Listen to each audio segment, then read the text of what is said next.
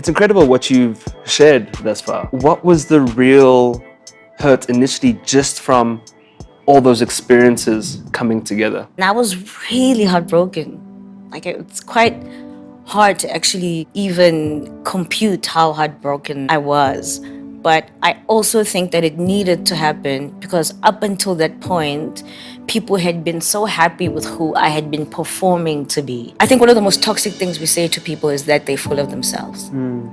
Because who are you meant to be full of?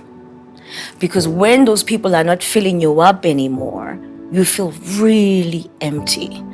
And I think that when you are full of yourself, it is the things that make you happy. You're not drawing from other people. To choose yourself, to be full of yourself, is one of the most difficult things ever. I mean, in the way I said, I was like, oh, I wear my crown like a queen. It was there, but very jiggy, whereas now, like, I'm really like standing up straight. And it's because I can say, I've been hurt, things have been difficult, I've lost things, I've lost people, I'm figuring myself out, I'm setting boundaries, I'm not performing maps. I'm not gonna perform anymore. And loss itself is something that you had to try and navigate. You had a period where at the same time practically your dad and your mentor passing away while you're still fielding all of everything that's happening with the book. How did you deal with that? You know, my friends know the story, but I don't tell it. So when my mom told us that my dad died, I went I went back home. I still proofed the pages, the true love pages. I woke up the next morning. My mother said, I don't have the energy to tell your dad's friends. So I'm the eldest. So I had to call all my dad's friends and tell them what had happened. I drove to the office with Adu, and then I went and I bought a coffin. And that is not healthy. You should sit in your grief. But the fact that I didn't go home and cry in a heap, Babs, no.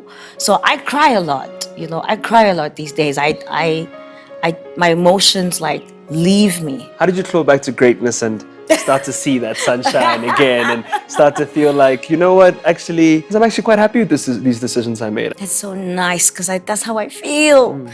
I feel really happy. Do you feel beautifully full of yourself? Please. I couldn't be more full of myself, and if I tried. And I need to do more of that because sometimes when we love people, we empty ourselves for them. And so I had to let go of many, many, many people. And I guess God doesn't allow beautiful things to come into your life if you don't let go. The moment I gave up things, houses, cars, friends, lovers, my opinions, what I thought of myself, my body, until I did that, a complete surrender.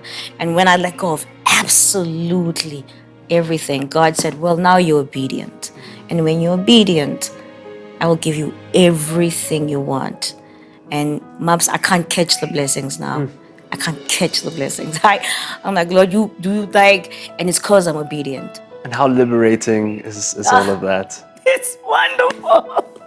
It's really wonderful. To think of where it all started with the sacrifice and belief that your dad needed to have in you to take this risk. And what would you say to him if he was here today? My dad is really here with me. The physical body is what left, but the soul, that's why the heart and love is all. It's weird that my name means love. Love is all that we're here to do, honestly. So what I would say to him now is, thank you. I would tell him thank you. Ungikhulise kahle, ngiyakubonga. I'm proud to be ingane yakho, proud to be ingane kaMamazane, and to come from the people that I come from. He's the best dad a girl like me could ever ask for, and I'm grateful for everything he's given me. Ngiyabonga, Pet.